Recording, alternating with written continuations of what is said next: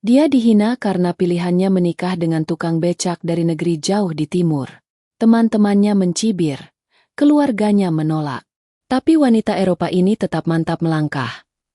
Tanpa tahu bahwa lelaki sederhana itu adalah rahasia terbesar yang kelak mengguncang dunia akademik. Kisah ini bukan sekadar cinta. Ini tentang keteguhan hati, tentang keyakinan, dan tentang kuasa di luar logika manusia. Jika kamu percaya bahwa semua takdir indah datang dari jalan yang mungkin tak masuk akal, berikan like agar lebih banyak yang tahu bahwa rencana Allah selalu yang terbaik. Langit Jakarta sore itu seolah sedang menyampaikan sesuatu. Awan menggumpal pekat, membangun tirai kelabu yang menggantung berat di atas kota yang tak pernah benar-benar tidur. Hujan turun tiba-tiba.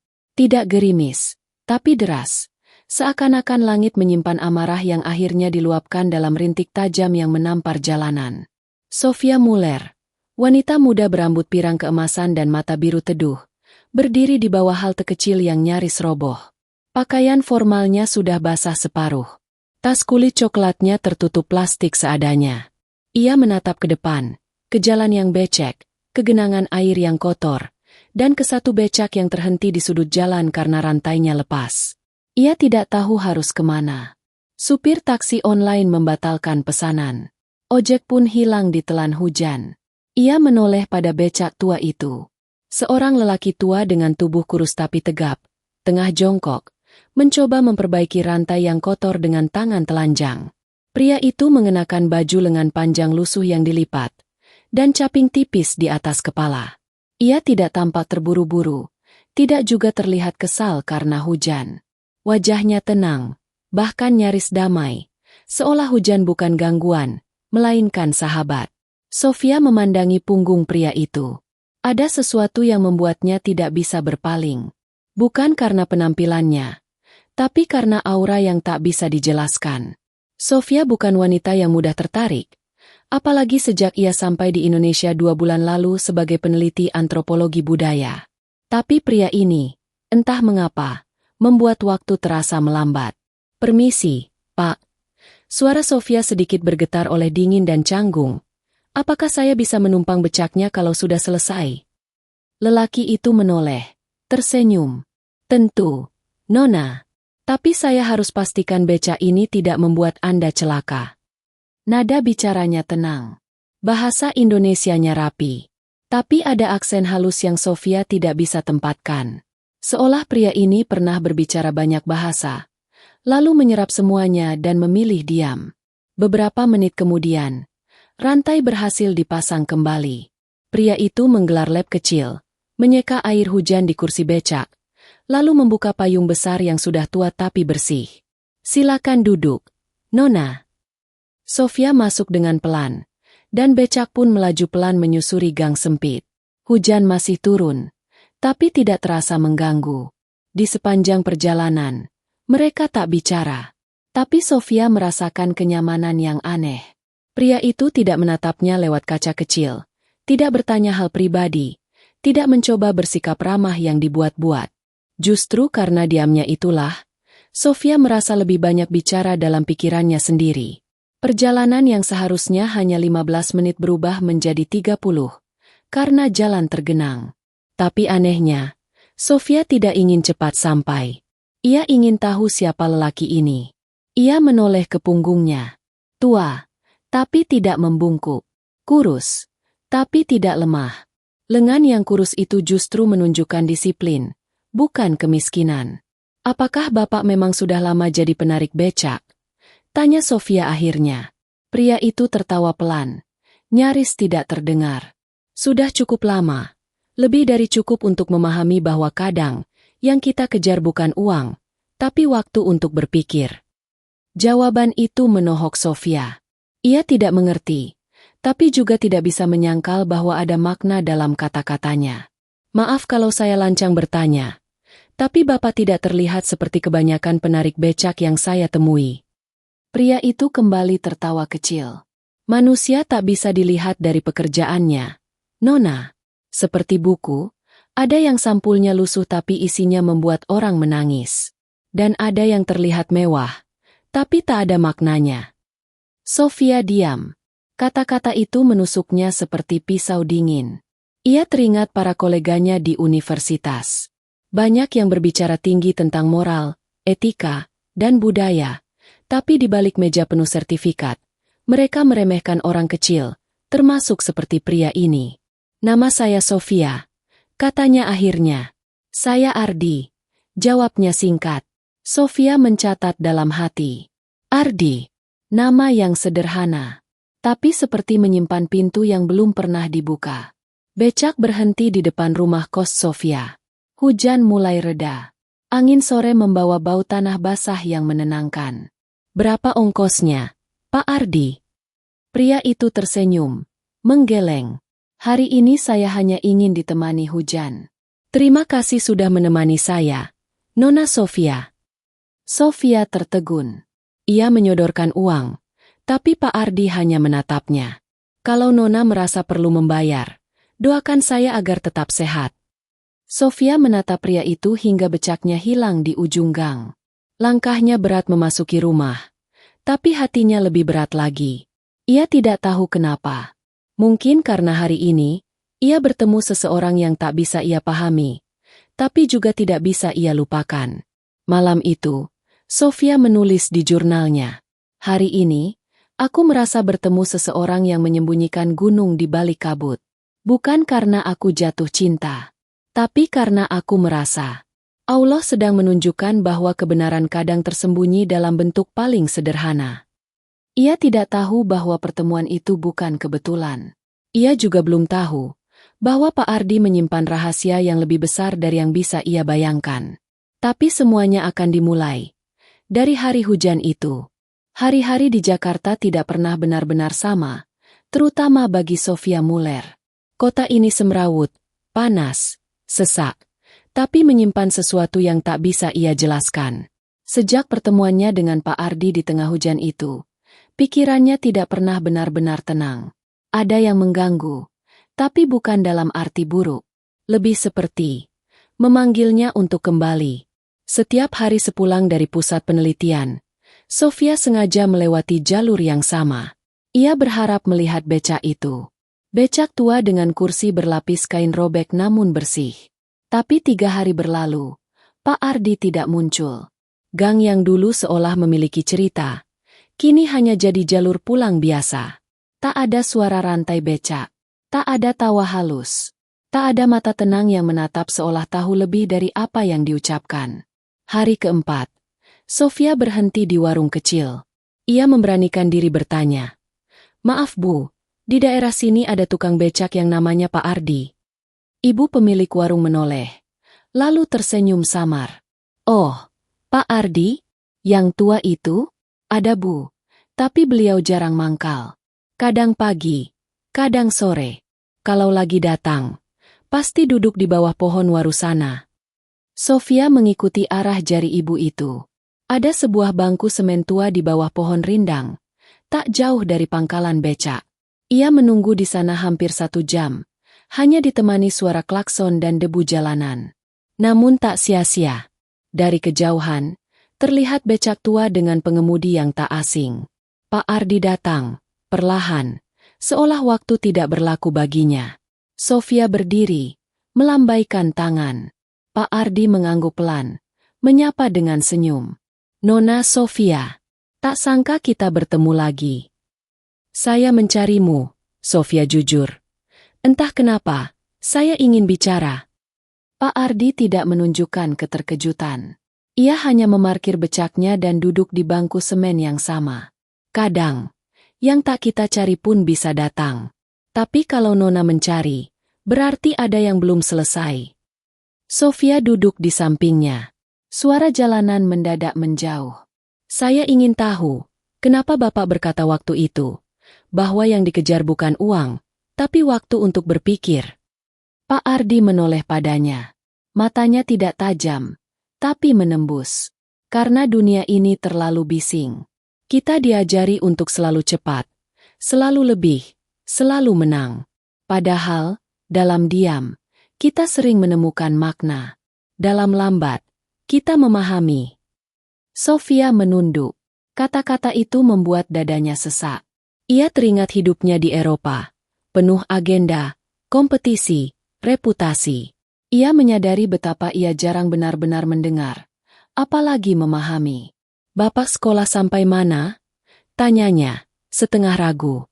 Pak Ardi menatap jalanan. "Saya pernah sekolah, dan saya juga pernah meninggalkan semuanya. Karena saya sadar, ilmu tanpa nurani hanya membuat manusia lupa bahwa dia diciptakan." Sofia terdiam. Ada kesunyian yang indah di antara mereka. Seolah waktu ikut berhenti mendengar kalimat itu. Ia tak tahu kenapa, tapi hari itu, mereka bicara selama hampir 2 jam. Tentang Jakarta, tentang hujan, tentang dunia yang sudah tak peduli pada kejujuran. Pak Ardi tidak pernah menyebut siapa dirinya. Tapi setiap kalimatnya selalu seperti halaman dari buku yang belum diterbitkan. Penuh makna dan membuat Sofia berpikir ulang tentang dunia. Keesokan harinya, Sofia datang lagi. Dan hari berikutnya, mereka mulai berbincang di pagi hari sebelum Sofia berangkat. Kadang hanya 15 menit, kadang lebih. Tapi selalu, ada sesuatu yang baru. Ia tahu nama lengkap pria itu, Ardian Rahman. Namun ketika ia bertanya lebih jauh, Pak Ardi selalu menanggapi dengan senyum. Tak semua masa lalu perlu diangkat ke permukaan. Kadang, cukup menjadi pelajaran yang hanya diketahui oleh diri dan Allah. Nama Allah yang disebut dari mulut pria ini tidak terdengar fanatik. Justru terasa lembut dan dalam.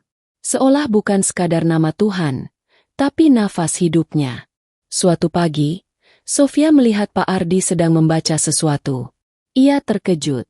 Buku tua, berbahasa Arab dan Inggris, dengan catatan tangan yang rapi. "Bapak bisa bahasa Arab?" Pak Ardi menutup bukunya. Sedikit, cukup untuk membaca ayat, dan merenunginya. Sofia tahu itu bukan sedikit. Ia sempat mencuri pandang. Di halaman catatan, ada rumus matematika, kutipan ilmiah dari filsuf Muslim, hingga analisa mendalam tentang kosmologi Islam. Ia tak paham semua, tapi ia tahu, pria ini menyembunyikan sesuatu. "Kenapa Bapak memilih jadi penarik becak?" Pertanyaan itu akhirnya keluar. Pak Ardi menatapnya. Lama, tapi tidak marah. Karena dunia menghargai gelar, tapi lupa pada kebenaran. Karena di balik becak, saya bisa hidup tanpa harus berbohong. Karena saya ingin kembali pada kesederhanaan. Dan karena saya pernah sombong dengan ilmu saya. Sofia tercekat. Ada getaran dalam suara itu. Ia merasa seperti melihat seseorang yang dulu pernah berada di puncak. Lalu memilih turun, bukan karena gagal, tapi karena sadar. Hari itu, Sofia pulang dengan perasaan campur aduk. Egem, bingung, dan hormat. Ia menuliskan di jurnalnya. "Aku belum tahu siapa Pak Ardi sebenarnya. Tapi aku tahu satu hal. Pria itu tidak hidup untuk dunia ini. Ia hidup untuk sesuatu yang lebih besar. Dan entah kenapa, aku ingin mengenalnya lebih jauh. Bukan karena rasa suka, tapi karena aku merasa dia sedang mengajariku sesuatu yang belum pernah kupelajari, tentang makna hidup."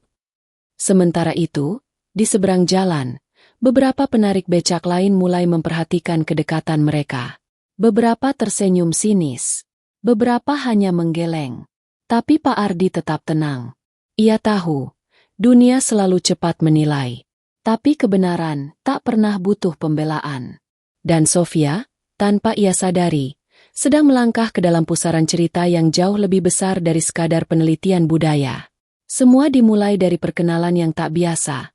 Di bawah langit Jakarta yang kembali kelabu. Langit musim hujan itu masih menyimpan rintiknya. Jakarta belum sepenuhnya kering. Namun hati Sofia justru semakin penuh oleh sesuatu yang tak bisa ia abaikan. Keputusan. Satu kata yang mudah diucap. Namun berat ketika harus dipikul dengan keberanian dan konsekuensi. Sudah 3 minggu berlalu sejak ia mengenal Pak Ardi lebih dalam. Setiap percakapan, setiap sorot mata lelaki tua itu, membawa Sofia ke dunia baru yang tak pernah disentuh oleh gelar akademik, penghargaan, atau pujian di jurnal ilmiah. Ia melihat ketulusan yang tak bisa dijelaskan dengan teori. Ia merasakan kedamaian yang tak ditemukan di ruang-ruang seminar. Namun tak ada satupun dari pertemuan itu yang membawa tanda romantis. Sofia sadar, ini bukan cinta yang berawal dari fisik, melainkan perasaan yang lahir dari pengakuan jiwa, bahwa ada sesuatu dalam diri Pak Ardi yang membuatnya ingin menetap, bukan sekadar lewat. Satu malam, ia duduk sendiri di kamar kosnya, menatap bayangan hujan di jendela. Ia memegang selembar foto. Foto keluarganya di Jerman. Ayahnya, seorang profesor sejarah. Ibunya, pensiunan diplomat. Mereka bukan hanya terdidik, tapi juga terpandang.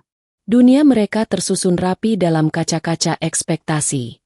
Apa jadinya jika ia berkata bahwa dirinya ingin menikah dengan seorang tukang becak dari Indonesia? Pikirannya menolak. Tapi hatinya tetap teguh. Ia tidak ingin kembali ke kehidupan yang hanya menyembah status, gelar, dan pencitraan. Pak Ardi mungkin bukan siapa-siapa di mata dunia. Tapi Sofia tahu, ia sedang mempertimbangkan hidup bersama seorang manusia yang membuatnya merasa beriman, bahkan ketika ia belum paham sepenuhnya makna iman itu. Keputusan itu ia ambil dalam sunyi. Bukan karena ragu, tapi karena ia tahu, tidak akan ada yang menyambutnya dengan tepuk tangan. Sofia memulai langkah dengan menelepon ibunya. Suaranya bergetar. Ia tidak tahu harus mulai dari mana. Tapi akhirnya ia hanya berkata, "Mama, aku akan menikah." Senyap. Lalu suara lembut namun tegas menjawab, "Siapa pria itu?" Sofia menarik napas. Namanya Ardi. Ia orang Indonesia. Umurnya jauh di atasku. Ia penarik becak. Tapi suaranya dipotong oleh jeritan kecil dari ibunya. "Becak? Sofia, kau bercanda? Ini memalukan." Lalu suara ayahnya menyusul, berat dan dingin. "Sofia, kau dosen di Universitas Internasional. Kau perempuan Eropa. Kau punya masa depan. Dan sekarang kau ingin menjatuhkan keluarga kita ke lumpur karena pria dari jalanan." Sofia menggigit bibirnya. Hatinya ngilu, tapi ia tidak menangis. Ia hanya berkata dengan lirih, "Aku tidak memilih dia karena uang, tampang, atau status. Aku memilih karena dia membuatku lebih manusia." Mereka menutup telepon malam itu dengan penuh kemarahan. Tidak ada restu. Tidak ada ucapan selamat. Dan benar, keesokan harinya, berita itu mulai menyebar. Rekan-rekannya di kampus mendengarnya dari bisik-bisik. Awalnya hanya lirikan sinis, lalu bisikan kasar. Ia melihat kolega wanitanya saling tertawa saat melewati ruang kerjanya. Ada yang menulis sindiran di grup internal kampus. Mahasiswa saja selektif cari pasangan, masa dosennya menikah sama tukang becak. Sofia membaca semua itu. Tapi ia tidak melawan. Ia hanya menunduk, menutup laptop, dan pulang. Malam itu, ia duduk di musola kecil dekat kampus. Ia belum menjadi muslim. Tapi sejak mengenal Pak Ardi, hatinya sering tergerak untuk duduk di tempat hening, sekadar mengingat bahwa ada kekuatan di atas semua logika manusia. Ia menatap sajadah kosong, lalu menunduk. Jika memang ini jalan dari MU, wahai Allah, maka kuatkan aku. Beberapa hari kemudian, Sofia menghampiri Pak Ardi dengan langkah pasti. "Saya ingin menikah dengan Bapak." Pak Ardi menatapnya lama. Lama sekali. Bukan karena terkejut, tapi karena ia tahu, keputusan seperti ini tidak boleh diambil oleh rasa sesaat. Wajahnya tetap tenang, namun matanya berkaca-kaca. "Sofia," katanya pelan, "aku bukan laki-laki muda. Aku tidak punya harta. Aku hanya punya jalanan, kayuhan, dan ilmu yang tidak lagi ku kejar untuk nama. Jika kau ikut denganku, kau akan kehilangan segalanya, kecuali mungkin ketenangan." Sofia tersenyum. "Aku sudah kehilangan banyak. Tapi sejak mengenalmu, aku merasa menemukan diriku sendiri. Itu cukup." Pak Ardi menatap langit. "Allah, kalau ini takdir MU, maka biarlah engkau yang menjaga jalannya." Pernikahan itu sederhana. Hanya 5 orang saksi, dan satu cincinnya pun bukan emas, tapi besi putih. Tapi Sofia tersenyum paling tulus yang pernah ia tunjukkan dalam hidupnya. Tidak ada gaun. Tidak ada pesta. Tapi ada doa. Dan yang terpenting, ada cinta yang jujur. 1 minggu setelah menikah, Sofia mengunggah satu foto di media sosial. Ia berdiri di samping Pak Ardi, di depan rumah bambu kecil di pinggiran Jogja. Ia menulis caption singkat, "This is not a fall. This is where Irise." Komentar langsung membanjir. Ratusan rekan, mahasiswa, bahkan keluarganya sendiri mengejek, menyindir, menghina. Beberapa bahkan berkata ia sudah gila. Tapi Sofia tidak menjawab satupun. Ia hanya menatap Pak Ardi yang sedang menyiram tanaman di belakang rumah, dengan ketenangan yang tidak bisa dibeli. Dan dalam hati, ia berbisik, jika semua ini adalah jalan untuk mengenal Allah, maka aku tak perlu dikenali dunia. Hari-hari setelah itu tidak mudah. Tapi keputusan yang diambil dari kejujuran hati, meski menyakitkan, selalu memberi cahaya. Meski kecil. Dan Sofia pun melangkah, tidak lagi sebagai dosen Eropa yang dikagumi, tapi sebagai istri dari lelaki sederhana yang hidupnya penuh misteri. Tapi dunia belum selesai menghakimi mereka. Justru semuanya baru dimulai. Langit Yogyakarta sore itu cerah, kontras dengan awan gelap yang menggumpal di hati banyak orang yang mendengar kabar mengejutkan itu. Seorang dosen muda Eropa, cantik, terpelajar, lulusan universitas bergengsi, baru saja menikah dengan tukang becak. Pernikahan Sofia dan Pak Ardi memang tidak mencolok. Tidak ada dekorasi. Tidak ada karangan bunga. Tidak ada tenda. Hanya tikar yang digelar di bawah pohon mangga, air putih dalam gelas kaca, dan senyuman dari beberapa warga kampung yang menyaksikan ijab kabul itu. Namun berita pernikahan mereka menyebar lebih cepat daripada angin. Dan sayangnya, bukan berita bahagia yang diterima dunia, melainkan cibiran, ejekan, dan sindiran tajam yang tak henti-henti. Di kampus tempat Sofia mengajar di Eropa, kabar itu jadi perbincangan hangat. Grup dosen internasional yang biasanya diisi diskusi akademik berubah menjadi ruang lelucon. Ada yang menulis dengan sarkasme, ternyata gelar doktoral tak menjamin selera. Yang lain tertawa dan membalas, mungkin Sofia sedang menjalankan riset etnografi ekstrim. Di media sosial, komentarnya lebih kejam lagi. Foto Sofia dan Pak Ardi dijadikan bahan meme. Wajah Pak Ardi diberi tulisan, "Suami tercepat naik kasta," sementara Sofia disebut, "gila cinta eksotis." Sofia membaca semuanya. Diam-diam. Tak sekalipun ia membalas. Tapi malam itu, ia menangis dalam diam. Duduk di sisi Pak Ardi yang tertidur kelelahan setelah mengayuh becaknya seperti biasa. Ia memandangi wajah lelaki itu. Wajah yang penuh ketegasan tapi sekaligus kelembutan. Tak pernah sekalipun Pak Ardi marah. Meski dunia menghina. Ia selalu berkata, "Biarkan mereka bicara. Kita tak hidup dari ucapan mereka." Tapi Sofia tahu, kata-kata itu tidak semudah kedengarannya. Beberapa hari setelah pernikahan, Sofia mengajak Pak Ardi berjalan ke pasar tradisional. Mereka membeli bahan makanan, berbaur dengan warga. Sofia mengenakan gamis sederhana dan kerudung tipis yang belum sepenuhnya ia pahami fungsinya. Tapi ia memakainya dengan hormat. Pak Ardi memanggul kantong berisi sayur dan tempe di bahunya. Di tengah perjalanan, sekelompok ibu-ibu membisiki satu sama lain. "Itu bule yang nikah sama Ardi, ya? Ya ampun, dia pasti kena pelet. Cantik-cantik kok mau-maunya. Kasihan." Sofia mendengar. Ia paham, tapi tidak bereaksi. Hanya menggenggam tangan Pak Ardi lebih erat, seolah ingin berkata, "Aku kuat, tapi peluk aku dalam hatimu." Di rumah kecil mereka, Sofia belajar hidup dari awal. Dapur dengan tungku, air dari sumur, dan lampu minyak saat listrik padam. Ia belajar memasak nasi sendiri, mencuci dengan tangan, dan menyapu halaman yang tiap pagi dipenuhi daun kering. Namun di tengah semua kesederhanaan itu, Pak Ardi selalu mengajarkan satu hal, syukur. Jangan lihat apa yang tidak kau miliki, Sofia. Lihat apa yang tak bisa dibeli dengan harta. Lihat langit yang sama setiap pagi, nafas yang masih bisa kau hirup, dan senyuman yang bisa kau beri. Itu semua milikmu. Sofia terdiam. Di tempat itu, Ia tak punya wifi, tak punya fasilitas modern, tapi hatinya terasa lebih tenang dari sebelumnya. Ia sadar, mungkin inilah yang dimaksud Pak Ardi dengan kembali menjadi manusia. Suatu malam, Sofia memutuskan untuk membuka kembali emailnya. Sudah ratusan pesan menumpuk.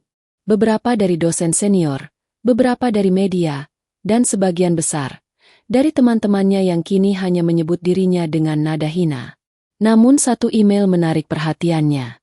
Dari seorang mahasiswa lama, asal Maroko. Miss Muller, saya dengar kabar Anda menikah dengan orang biasa. Tapi dari cara Anda memilih, saya belajar bahwa nilai manusia bukan dari pekerjaannya. Terima kasih sudah mengajarkan saya hal yang tak pernah saya dapatkan di kelas. Air mata Sofia menetes. Untuk pertama kalinya sejak menikah, ia merasa benar-benar dimengerti. Bahwa dari semua hinaan, masih ada yang melihat niat baiknya. Ia menunjukkan email itu pada Pak Ardi. Lelaki itu hanya tersenyum, lalu berkata, "Lihat, cahaya tidak butuh trompet untuk dikenali. Kadang cukup satu hati yang tersentuh. Itu sudah cukup." Tapi hari-hari selanjutnya tak makin mudah. Ayah Sofia mengumumkan bahwa ia tidak menganggap putrinya lagi sebagai bagian dari keluarga. Semua dukungan finansial diputus.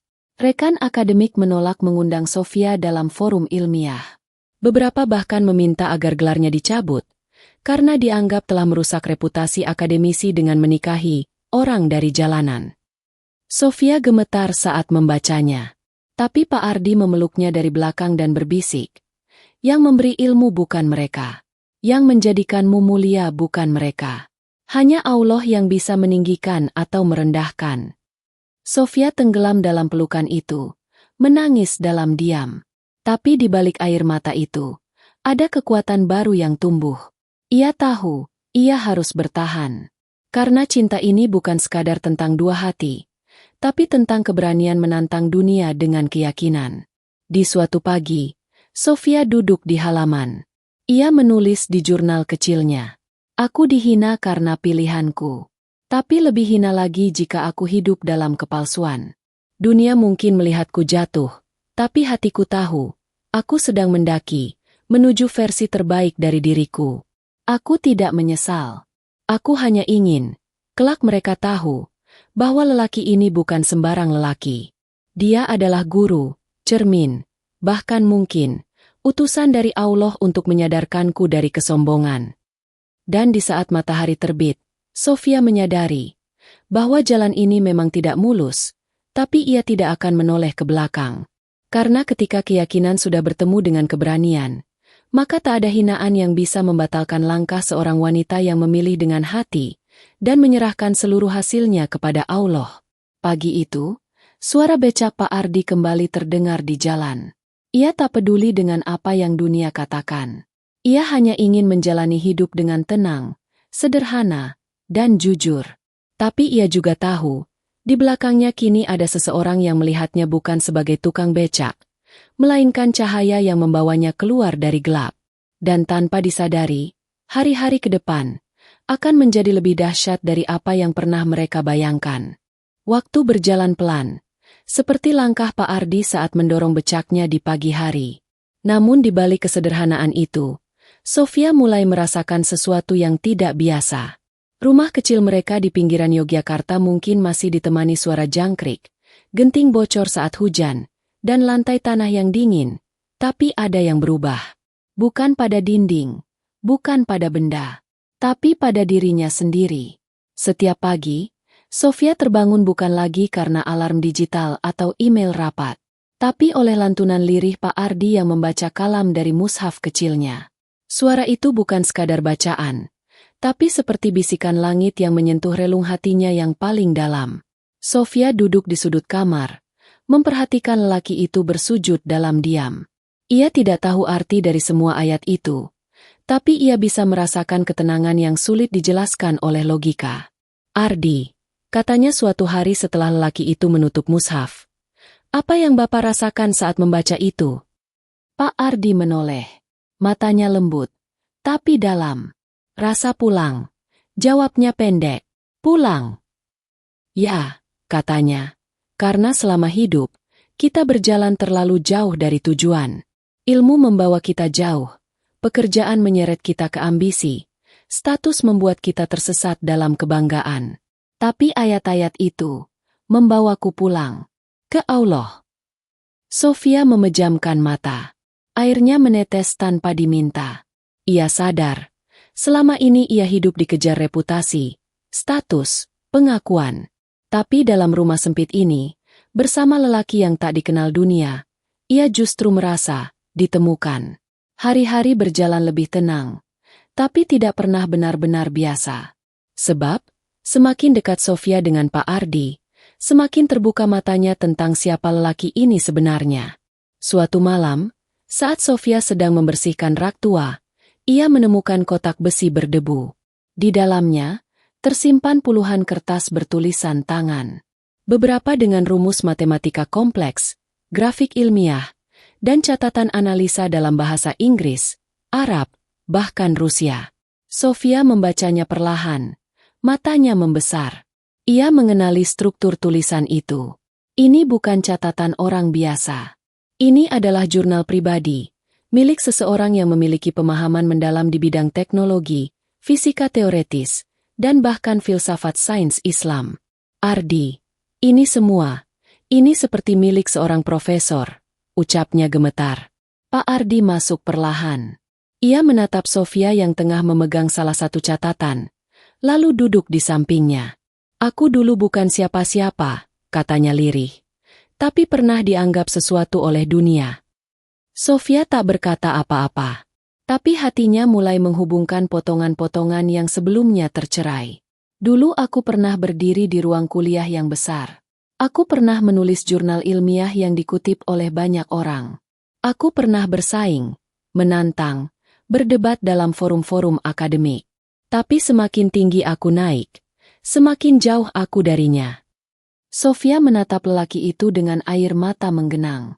Aku terlalu bangga dengan otakku. Sampai aku lupa bahwa ilmu adalah amanah, bukan senjata. Dan saat aku sadar, aku memilih diam. Aku pergi. Aku lepaskan semuanya. Kenapa? Karena aku takut. Dosaku bukan karena kebodohan, tapi karena menyalahgunakan kepintaran. Dan saat aku melihat dunia mulai menyembah gelar, aku sadar, sudah waktunya turun. Sofia tak sanggup berkata-kata. Ia memeluk lelaki itu, bukan karena iba, tapi karena kagum. Ia sedang memeluk seseorang yang tak lagi mengejar dunia, karena telah memilih surga sebagai tujuan. Keesokan harinya, Sofia mulai mengamati lebih dalam. Setiap malam, Pak Ardi membaca buku-buku tua yang tertulis dalam 3 bahasa. Ia mencatat, kadang menggambar. Bahkan pernah sekali, Sofia melihat Pak Ardi menyusun rumus yang sama persis dengan yang pernah diajarkan oleh profesor di universitasnya, tapi dengan cara yang lebih ringkas dan mendalam. Bapak, kenapa tidak menulis lagi? Kenapa tidak kembali ke dunia ilmiah? Tanyanya pelan. Pak Ardi hanya tersenyum. Karena aku tidak ingin ilmunya mengangkatku, tapi menjatuhkanku lagi. Dunia ilmiah tak lagi mencari kebenaran. Mereka mencari ketenaran. Sofia tahu, ada luka di balik kata-kata itu. Tapi ia juga tahu, bahwa luka itu justru membuat Pak Ardi semakin jujur terhadap ilmunya, dan terhadap hidup. Perubahan juga terjadi dalam diri Sofia. Ia mulai merasa asing dengan dunia lamanya. Ia kini lebih senang duduk di emperan musola kecil, mendengarkan kajian ibu-ibu kampung yang sederhana, tapi penuh hikmah. Ia mulai memakai kerudung bukan karena tuntutan budaya, tapi karena ia merasa lebih terlindungi. Pak Ardi tak pernah memaksa. Ia tak pernah menyuruh Sofia berubah. Tapi justru karena itulah, Sofia berubah. Hatinya mulai mencintai nama yang dulu hanya ia dengar di bibir-bibir orang beriman. Allah. Apakah Bapak percaya, kita dipertemukan karena takdir? Tanya Sofia di satu malam. Pak Ardi mengangguk. Tidak ada yang kebetulan, Sofia. Bahkan daun yang gugur pun sudah ditulis kapan jatuhnya. Dan saat aku pertama kali melihatmu, aku tidak melihat bule yang tersesat. Aku melihat jiwa yang sedang mencari jalan pulang. Malam itu, Sofia menangis dalam sujud pertamanya. Ia belum tahu bacaan sholat. Tapi ia bersujud, karena merasa dipeluk oleh cinta yang tidak pernah bisa diberikan manusia manapun. Cinta dari langit yang memanggilnya pulang. Hari-hari di rumah kecil itu kini berubah. Bukan lagi tempat pelarian, tapi tempat pembentukan. Di sanalah Sofia menulis ulang makna hidupnya. Kalimat demi kalimat, bukan dengan pena, tapi dengan air mata dan keberanian. Ia mulai mencatat pengamatan terhadap Pak Ardi. Ilmunya, pemikirannya, dan betapa dunia pernah kehilangan seseorang yang diam-diam menyimpan cahaya besar dalam tubuh Renta dan Becak tua. Tapi Sofia sadar, dunia tak akan selamanya bisa buta. Karena cahaya, pada akhirnya akan memancar, meskipun ditutup dengan debu dan hinaan. Dan perubahan ini baru awal dari sesuatu yang lebih besar. Waktu seakan melipat dirinya sendiri. Sudah lebih dari setahun sejak Sofia memutuskan untuk meninggalkan dunia yang dulu dielu-elukan. Lalu menetap bersama Pak Ardi dalam hidup yang dipenuhi keterbatasan namun kaya akan makna. Tapi seperti sungai yang tak bisa berhenti mengalir, takdir juga terus bergerak membawa keduanya pada arah yang tak pernah mereka duga. Suatu siang yang terik, Sofia menerima sebuah email dari panitia konferensi akademik internasional yang digelar di Singapura. Email itu datang seperti angin dari masa lalu. Isinya singkat namun tajam. Kami mengundang Anda menjadi salah satu keynote speaker dalam tema Ethics and Rediscovery of Knowledge in Modern Academia. Sofia terdiam di depan layar ponsel. Matanya menatap baris-baris itu lama. Jemarinya bergetar. Nama-nama besar tercantum di dalam surat itu. Dosen-dosen yang dulu mencibirnya, ilmuwan yang menolaknya, bahkan universitas yang pernah mencoret namanya dari daftar kontributor. Kenapa mereka mengundangku sekarang? Batinnya. Ia menunjukkannya pada Pak Ardi. Lelaki itu membaca perlahan, lalu meletakkan ponsel di meja bambu. Mereka sedang gelisah, katanya tenang. Dunia ilmu sedang kehilangan jiwanya. Maka mereka mencari suara baru. Bukan karena mereka rendah hati, tapi karena mereka mulai takut pada kebodohan yang mereka agungkan sendiri. Sofia menatap wajah itu, wajah yang tak pernah gentar menghadapi apapun. Dalam sorot matanya, Sofia melihat kepercayaan. Bukan pada dunia, tapi pada skenario Allah yang bekerja dalam diam. Aku ingin Bapak ikut. Pak Ardi tidak menjawab segera. Ia bangkit, mengambil air wudhu, lalu sholat 2 rakaat yang ringkas. Usai itu, ia duduk bersila dan baru berkata, "Kalau maksudmu mengajakku sebagai penonton, aku tidak cocok berada di kursi yang disorot lampu. Tapi kalau kau ingin aku mendampingi sebagai saksi, aku bersedia." Sofia mengangguk. "Aku tidak ingin menyampaikan apa-apa, kalau tidak bersama seseorang yang membuatku menemukan makna sejati dari ilmu." Hari keberangkatan pun tiba. Pak Ardi mengenakan kemeja putih bersih dan celana kain sederhana. Ia tidak menanggalkan kesahajaannya. Sofia, yang kini mengenakan hijab lembut warna krem, menggandeng suaminya dengan penuh hormat. Mereka berangkat bukan untuk membuktikan apa-apa. Hanya mengikuti arus waktu yang kini membawa mereka kembali pada dunia yang dulu mereka tinggalkan. Saat mereka memasuki aula konferensi, puluhan mata tertuju pada mereka. Ada yang menyipitkan mata. Ada yang saling berbisik. Beberapa bahkan tertawa kecil. Masih bersama pria itu. Benar-benar bule gila. Dia pasti sudah dicuci otaknya. Sofia mendengarnya. Tapi langkahnya tidak goyah. Ia tahu, penghinaan adalah harga dari keberanian. Hari pertama seminar berjalan dengan formalitas biasa. Pembicara-pembicara lain tampil dengan gaya khas akademik, bahasa tinggi, grafik kompleks, istilah-istilah teknis. Semua terasa kaku dan berjarak. Tidak ada yang benar-benar menyentuh inti. Apa makna ilmu ketika nurani ditinggalkan? Hari kedua, giliran Sofia. Ia naik ke panggung. Aula itu besar. Ratusan pasang mata menatap. Beberapa wajah dari masa lalunya duduk di barisan depan. Tapi kali ini, Sofia tidak takut. Ia tidak membawa presentasi PowerPoint. Tidak ada pointer di tangannya. "Teman-teman akademisi," ucapnya tenang. Hari ini saya tidak datang membawa grafik atau teori baru. Saya hanya ingin menceritakan satu hal, bagaimana saya menemukan kembali makna ilmu dari seorang penarik becak. Seketika ruangan bergemuruh oleh bisikan dan gelak tawa kecil. Namun Sofia tetap berdiri tenang. Ia melanjutkan, ilmu bukan milik Menara Gading. Ilmu bukan hanya soal kutipan jurnal, gelar, atau penghargaan.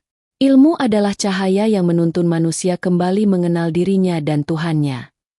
Ia berhenti sejenak, lalu melirik ke arah Pak Ardi yang duduk di barisan paling belakang. Tenang, tidak merasa istimewa. Suami saya, dulunya adalah bagian dari dunia yang kalian agungkan. Tapi ia memilih pergi, karena ia melihat bagaimana ilmu mulai dijadikan alat untuk menyombongkan diri, bukan untuk merendahkan hati.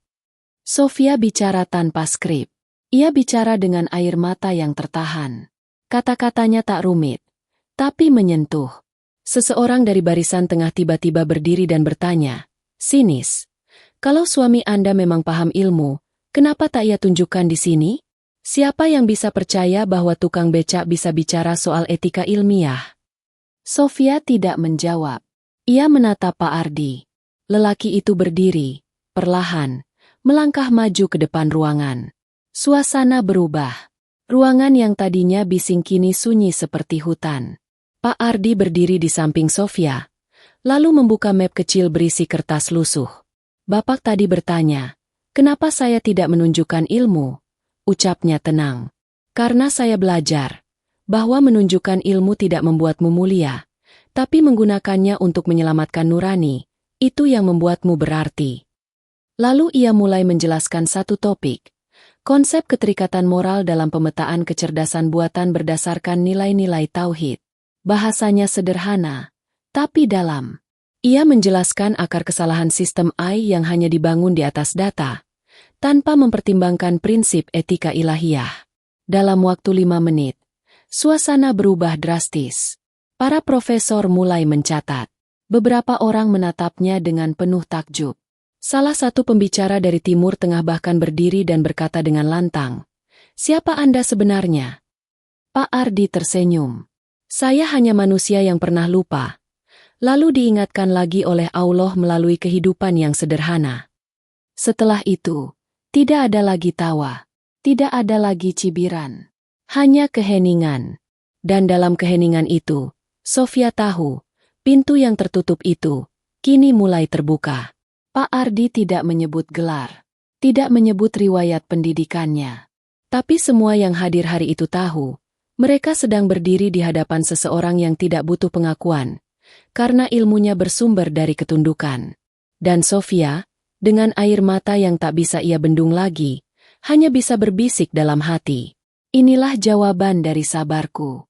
Dari semua hinaan, semua luka. Hari ini, mereka tidak lagi menertawakan. Mereka mulai mendengarkan. Namun pintu yang terbuka, bukan hanya membawa angin sejuk. Kadang, ia juga membawa badai yang tak terduga. Dan setelah seminar itu, badai itu mulai mendekat, dengan langkah senyap, namun menggetarkan. Hari ketiga konferensi itu seharusnya hanya berisi forum diskusi kecil. Panel-panel akademik dengan tema-tema biasa.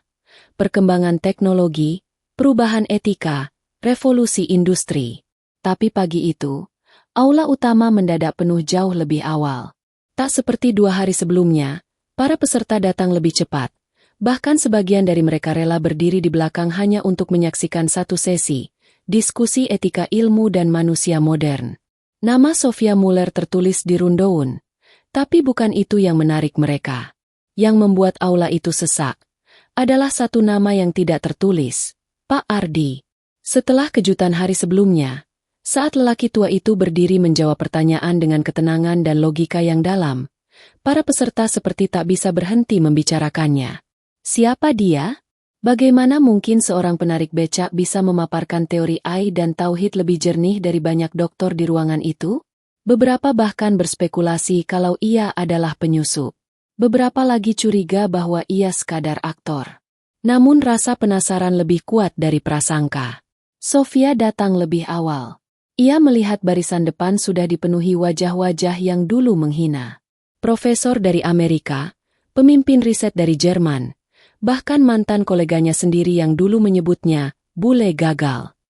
Pak Ardi datang belakangan, berjalan perlahan sambil membawa map kecil yang sama seperti kemarin. Ia mengenakan kemeja sederhana dan peci hitam. Langkahnya tenang. Sorot matanya datar.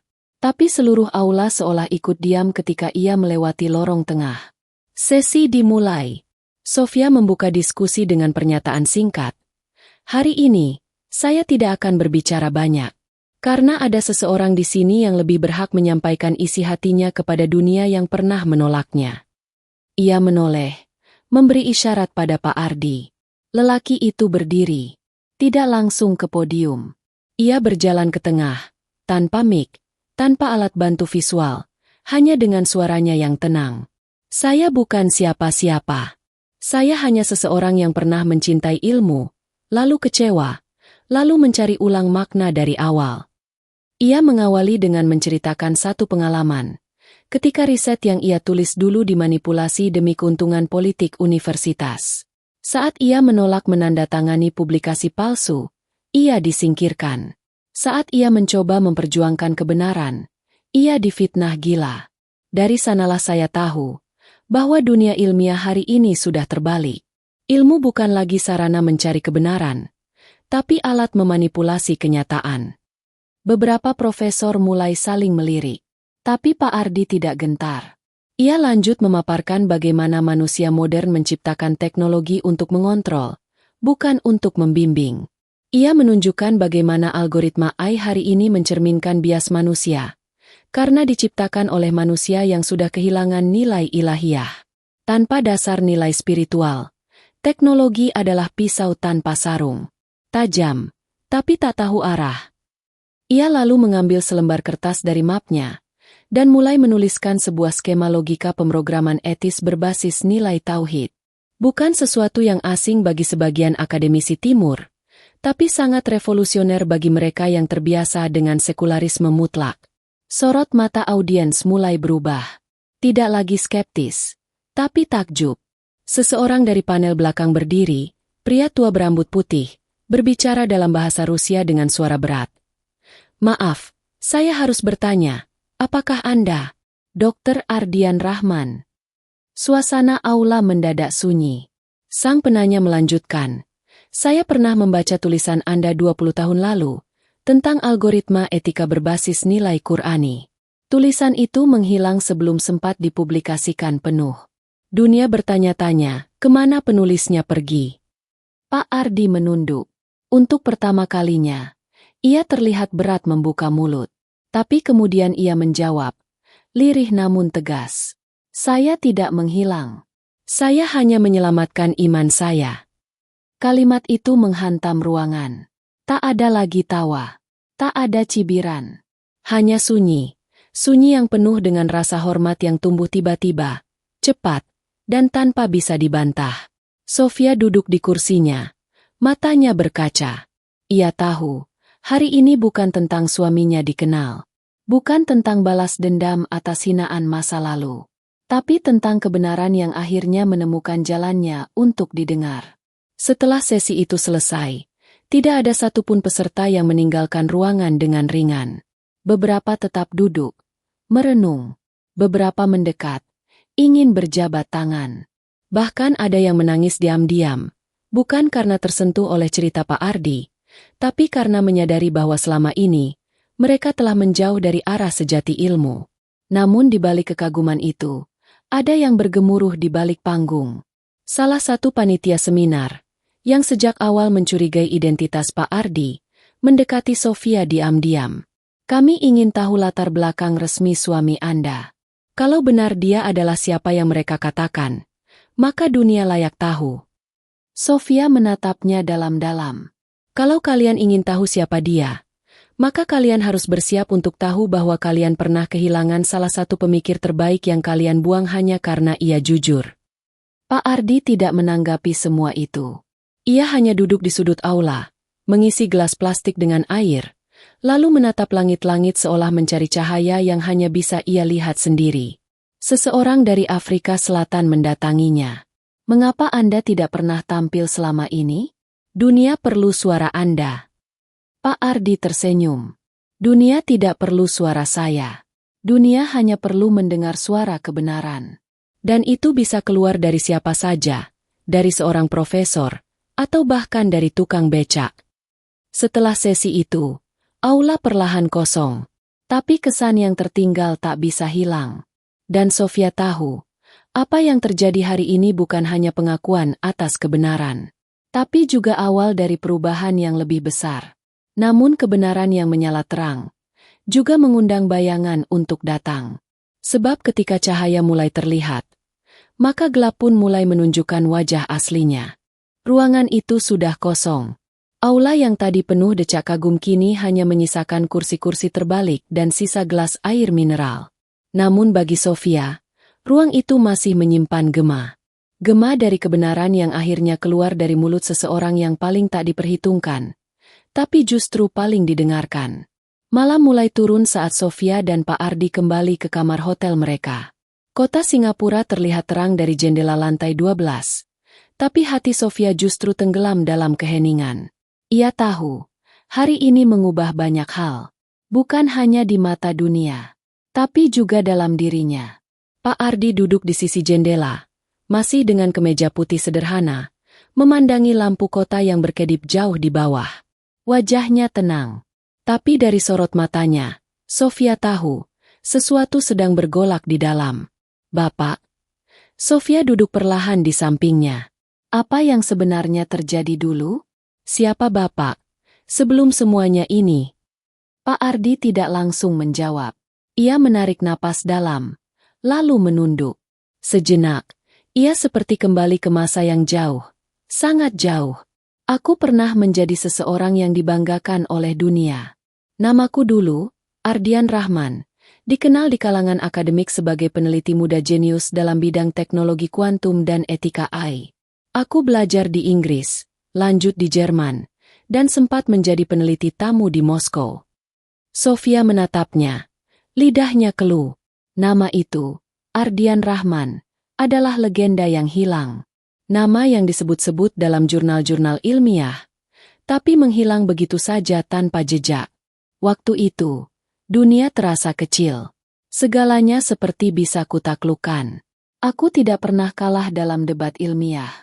Aku diperebutkan universitas besar. Aku diberi dana riset, kehormatan, bahkan kekuasaan untuk menentukan arah sebuah teknologi yang akan memengaruhi masa depan dunia. Ia berhenti sejenak, lalu menatap Sofia, tajam tapi lembut. Tapi justru saat aku di puncak, aku jatuh. Pak Ardi berdiri perlahan. Ia berjalan ke meja, mengambil buku catatan kecil yang selalu dibawanya. Ia menunjukkannya kepada Sofia. Di dalamnya, terdapat lembaran-lembaran lama yang kusam, beberapa tercetak stempel universitas ternama di luar negeri. Aku mulai mempertanyakan arah riset yang kujalankan. Aku melihat bahwa ilmu mulai dipakai bukan untuk memanusiakan manusia, tapi untuk mengendalikannya. Proyek yang dulu kuanggap mulia, ternyata dirancang untuk kepentingan politik global. Suaranya bergetar, bukan karena marah, tapi karena luka yang belum benar-benar sembuh. Ketika aku menolak menandatangani hasil manipulasi data yang mereka buat, aku dijebak. Aku difitnah mengalami gangguan mental. Seluruh aksesku ke data riset dicabut. Namaku dibersihkan dari proyek. Lalu, aku menghilang. Bukan karena aku lemah, tapi karena aku tahu, jika aku terus melawan, aku akan kehilangan akal dan imanku sekaligus. Sofia menutup mulutnya. Ia tak bisa menahan air matanya. Di hadapannya sekarang bukan sekadar seorang lelaki, tapi seorang yang pernah dihancurkan oleh sistem karena memilih untuk jujur kepada Allah. Aku kembali ke Indonesia, tempat aku lahir, tapi bukan sebagai siapa-siapa. Aku jual buku. Aku sempat mengajar anak jalanan. Lalu, aku memilih mengayuh becak. Kenapa becak? Suara Sofia nyaris tak terdengar. Karena dari becak, aku bisa melihat dunia dari bawah. Dunia yang nyata. Dunia yang tak peduli siapa kamu, tapi peduli apakah kamu menolong atau tidak. Malam makin larut. Sofia tak tahu harus berkata apa. Ia hanya duduk di lantai, menatap lelaki yang kini ia sadari telah menyembunyikan luka besar demi menjaga hatinya tetap waras. Lalu, kenapa Bapak tidak pernah cerita semua ini ke aku sejak awal? Pak Ardi tersenyum. Karena aku ingin dicintai bukan karena siapa aku dulu, tapi karena siapa aku sekarang. Jika kau mencintaiku karena gelarku, maka cintamu akan lenyap saat gelarku hilang. Tapi jika kau mencintaiku karena kau melihat keyakinanku, maka kau akan tinggal meski dunia menjauh. Sofia menunduk. Tangisnya pecah. Ia mencintai lelaki ini, bukan karena kejeniusannya, tapi karena ketundukannya kepada Allah yang tak pernah pudar. Meski dunia membakarnya hidup-hidup. Beberapa hari kemudian, kabar tentang seminar itu menyebar cepat. Berita tentang seorang ilmuwan muslim yang menyamar sebagai tukang becak menjadi viral di kalangan akademik internasional. Beberapa menyambutnya dengan kagum. Tapi tidak sedikit yang menyebarkan kecurigaan, bahkan fitnah baru. Namun kali ini, Sofia tidak takut. Dan Pak Ardi tidak gentar. Ia berkata, biarkan mereka menilai. Mereka dulu menolakku, lalu bertanya-tanya saat aku diam, dan kini ketakutan saat aku bersuara. Sofia bertanya pelan, apa Bapak akan kembali ke dunia itu? Pak Ardi tersenyum. Tidak. Aku tidak akan kembali. Tapi aku tidak akan sembunyi lagi. Malam itu, Sofia mencatat satu kalimat dalam jurnalnya. Aku menikahi seorang tukang becak. Tapi hari ini, aku tahu bahwa aku hidup bersama seorang mujahid ilmu. Yang diam bukan karena takut, tapi karena lebih memilih dihargai Allah daripada dimuliakan oleh dunia yang tuli. Dan saat pagi tiba, matahari terbit bukan seperti biasa. Cahaya yang menyusup dari jendela kamar itu seakan membawa pesan bahwa takdir sedang mempercepat langkahnya menuju sesuatu yang lebih besar. Tak butuh waktu lama. Dalam hitungan hari setelah seminar itu, nama Dr. Ardian Rahman kembali menggema. Tapi kali ini, bukan dalam senyap. Dunia kini tahu bahwa lelaki yang selama ini dicemooh sebagai penarik becak ternyata adalah ilmuwan yang menghilang 2 dekade lalu. Seseorang yang dulunya disebut otak langka dari timur, dan kini kembali, bukan dengan jas dan dasi, tapi dengan peci lusuh dan becak tua. Media-media internasional mulai menelusuri jejaknya. Jurnal-jurnal akademik mencari tulisan-tulisannya yang lama. Beberapa bahkan mengangkat ulang makalah-makalah tua yang sempat terkubur, lalu menyadari semua teori yang ia tinggalkan dulu, justru kini jadi dasar riset masa kini. Beberapa profesor terkemuka yang dulu mengejek Sofia, kini mendadak mengundangnya kembali ke forum ilmiah. Mereka menggunakan kalimat manis, menyebut Sofia sebagai jembatan kebenaran, dan Pak Ardi sebagai penyambung ruh keilmuan yang telah hilang. Sofia membaca semua itu dengan mata dingin. Ia tahu, ini bukan tentang pengakuan, tapi tentang bagaimana manusia bisa secepat itu melupakan dosa lisan. Hanya karena sesuatu yang dulu mereka hina, kini bersinar. Ia menunjukkan email-email itu pada Pak Ardi. Lelaki itu hanya mengangkat bahu. Orang-orang seperti mereka akan menunduk bukan karena sadar, tapi karena malu pernah salah. Sofia bertanya, apa Bapak akan hadir jika mereka undang? Jika aku hadir, bukan karena mereka layak, tapi karena ilmu itu tidak boleh jadi milik dendam. Hari itu, undangan datang dari salah satu universitas elit di Eropa, tempat Sofia dulu mengajar. Sebuah forum ilmiah tingkat tinggi akan digelar dan Pak Ardi diminta memberi kuliah umum. Semua biaya ditanggung. Tiket kelas 1. Akomodasi mewah. Tapi Pak Ardi menolak. Aku akan datang, hanya jika kursiku sama rendahnya dengan mahasiswa. Hanya jika aku boleh bicara dengan pakaian yang sama seperti saat aku mengayuh becak. Dan hanya jika mereka benar-benar siap mendengar, bukan hanya ingin memperbaiki citra. Tersampaikan syarat itu, panitia mengiyakan. Karena mereka tahu, mereka tidak sedang mengundang tamu biasa, tapi sedang meminta maaf dengan cara yang paling diam. Hari itu pun tiba. Sofia berjalan di samping Pak Ardi menyusuri lorong kampus tua di Eropa yang dulu membuatnya menangis karena hinaan. Tapi hari ini, Semua mata tertuju pada mereka. Bukan lagi dengan ejekan, tapi dengan rasa bersalah yang jelas tergambar di wajah mereka. Rekan-rekan Sofia dulu berdiri di barisan pintu aula. Tak satu pun berani mengangkat kepala saat Sofia dan Pak Ardi lewat. Yang dulu berseru, "Pengkhianat akademik," kini memalingkan muka. Yang dulu tertawa keras, kini membisu di sudut ruangan. Pak Ardi berhenti sejenak di depan pintu aula. Ia menatap Sofia. "Apa kau siap melihat semua ini berubah?" Sofia menjawab dengan suara pelan tapi mantap. "Aku tidak pernah menginginkan dunia ini berubah untuk kita. Aku hanya ingin dunia tahu bahwa Allah tak pernah meninggalkan kebenaran." Di dalam aula, ribuan orang sudah duduk. Kamera disiarkan langsung ke berbagai negara.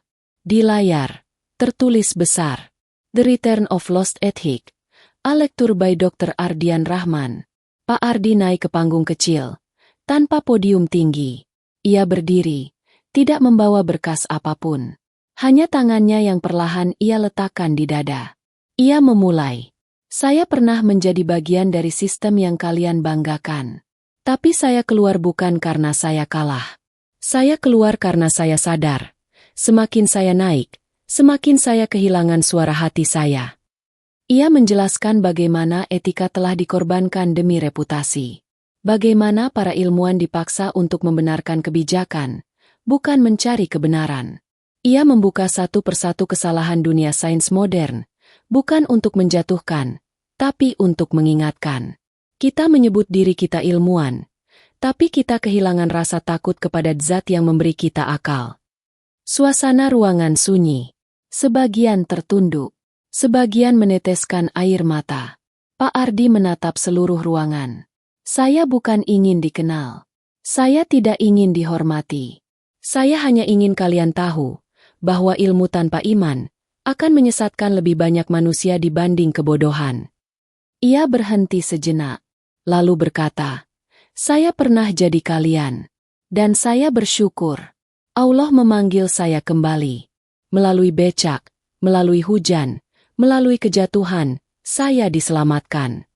Kata-kata itu menembus jantung ruangan. Tidak ada tepuk tangan. Tidak ada teriakan. Hanya diam. Diam panjang yang penuh kesadaran. Dan perlahan, satu persatu dari hadirin berdiri, menundukkan kepala. Tak satu pun menatap Pak Ardi. Mereka tidak berani. Karena mereka tahu, yang berdiri di depan mereka bukan hanya seorang mantan ilmuwan, tapi seseorang yang telah menang atas dirinya sendiri. Di luar aula, wartawan menunggu. Mikrofon disodorkan, kamera diarahkan. "Apakah Anda akan kembali ke dunia akademik secara penuh, Dr. Ardian?" Pak Ardi hanya menjawab pendek. "Saya tidak pernah meninggalkan ilmu, tapi saya tak akan kembali ke Menara Gading. Karena ilmu bukan milik elit. Ilmu adalah milik siapa saja yang tunduk pada Allah." Sore itu, Sofia duduk sendiri di bangku taman kampus. Ia memandang langit Eropa yang dulu menurunkan hujan hinaan. Tapi hari ini, langit itu terasa lebih teduh. Seorang dosen tua, mantan mentornya, mendekat. Ia duduk di samping Sofia, menunduk. "Aku ingin minta maaf. Aku tidak pernah melihatmu seperti sekarang." Sofia tersenyum. "Karena dulu kalian hanya melihat pakaian kami, bukan cahaya di dalamnya." Dosen itu menatap langit. "Kami semua tertunduk malu hari ini." Sofia menjawab, "Malu bukanlah aib, selama ia membawa kalian kembali pada kebenaran." Dan malam pun turun. Dunia mungkin telah tunduk hari ini. Tapi bagi Pak Ardi dan Sofia, kemenangan sesungguhnya bukan saat manusia berlutut, melainkan saat hati mereka tak lagi ragu memilih jalan Allah, meski penuh luka dan air mata. Karena ketika cahaya datang dari tempat yang paling rendah, maka yang tinggi pun harus belajar merunduk. Malam itu, langit Yogyakarta begitu jernih. Bintang-bintang tampak lebih dekat dari biasanya, seolah sengaja turun menemani bumi yang sedang diam. Di rumah kecil pinggiran kota, tak ada pesta kemenangan, tak ada selebrasi, tak ada foto berserakan. Hanya 2 cangkir teh jahe yang masih mengepul di meja bambu dan seorang lelaki yang duduk menghadap kiblat. Diam, lama, seolah sedang berbicara dengan sesuatu yang tak terlihat. Pak Ardi, atau kini dunia kembali mengenalnya sebagai Dr. Ardian Rahman, tak berubah. Setelah dunia tunduk, ia tetap memulai harinya sebelum fajar. Tetap membersihkan halaman rumah sendiri. Tetap menyalakan lampu musola saat subuh. Dan tetap menyapa warga kampung dengan senyum paling sederhana yang dimiliki manusia. Sofia memperhatikannya dalam diam. Ada cahaya berbeda dari wajah suaminya akhir-akhir ini. Bukan cahaya kejayaan. Tapi seperti ketenangan seseorang yang sudah menyelesaikan apa yang harus ia selesaikan di dunia. Bapak, ucap Sofia pelan suatu pagi.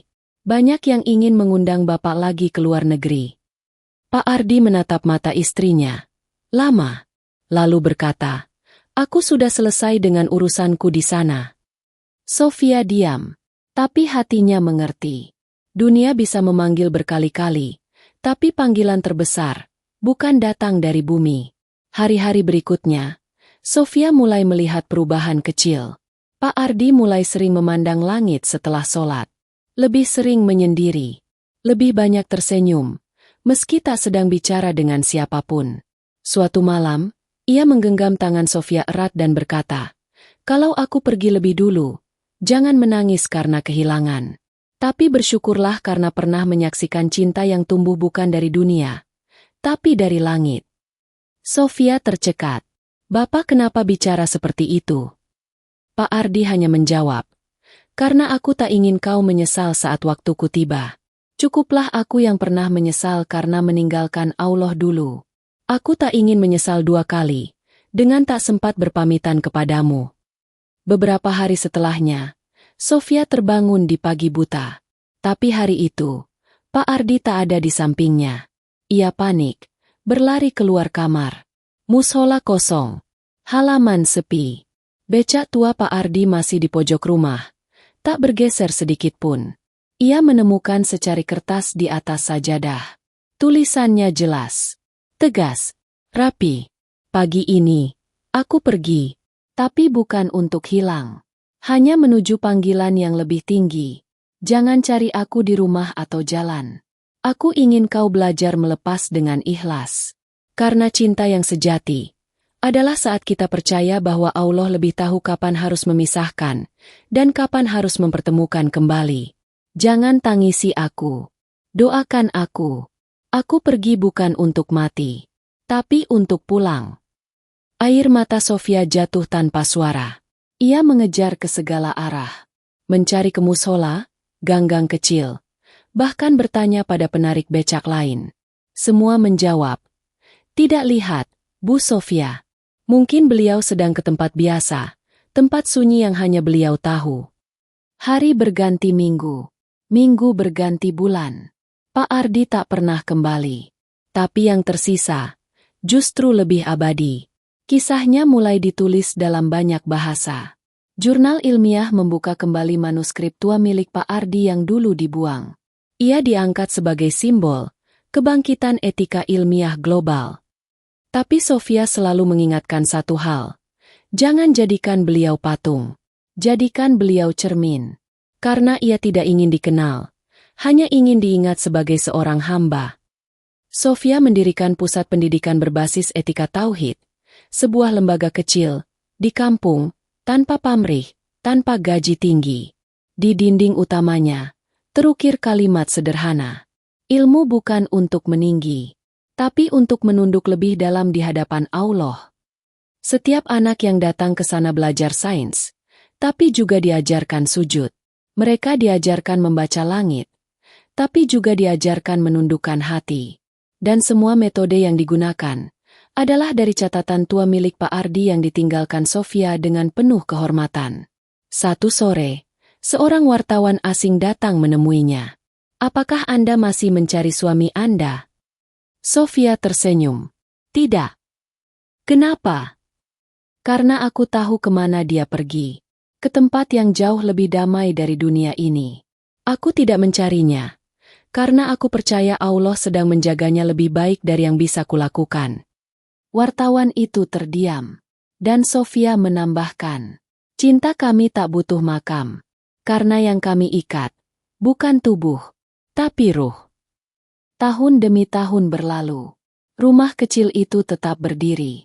Becak tua Pak Ardi tidak pernah digerakkan, hanya dibersihkan setiap hari. Di dalamnya, Sofia menaruh mushaf kecil, yang dulu selalu dibawa suaminya, dan sehelai catatan terakhir yang ditulis tangan. Jangan kau banggakan namaku, tapi jagalah jalan yang kutunjukkan. Karena aku hanya debu yang lewat, dan semua cahaya berasal dari Allah semata. Bab ini tidak ditutup dengan kematian. Karena tidak ada kematian bagi mereka yang hidup dalam makna dan tunduk dalam cintanya. Pak Ardi telah tiada, secara jasad. Tapi kisahnya tidak pernah selesai. Dan Sofia, wanita yang dulu dihina karena menikah dengan tukang becak, kini menjadi penjaga warisan seorang ilmuwan yang memilih untuk meninggalkan dunia, agar dunia kembali melihat langit.